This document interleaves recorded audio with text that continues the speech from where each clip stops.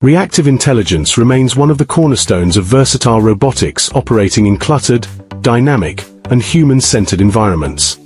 Among reactive approaches, potential fields continue to be widely adopted due to their simplicity and real-time applicability.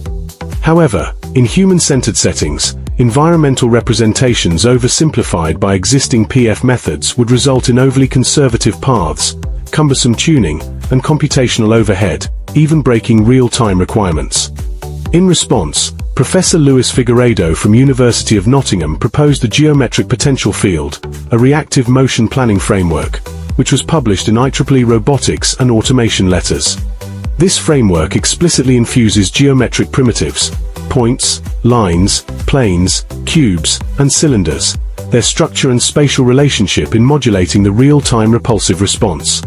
The simulation experiment designs randomized scenes to quantitatively analyze and compare the proposed method with traditional potential field and circular field methods.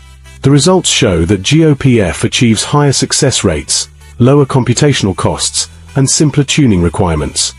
In the real-world experiments, the NOKOV motion capture system was utilized to track the positions and geometric characteristics of the obstacles in real time. The detected results were then fitted to geometric primitives, serving as a crucial link in transforming real-world obstacles into geometric parameters. The results demonstrate that the proposed method successfully generated smooth, collision-free trajectories in both static and dynamic scenarios without parameter adjustment, thereby further validating its robustness and real-time performance in complex and dynamic environments. Professor Luis Figueredo organizes 2 workshops at the upcoming IROS 2025. Welcome to submit your work.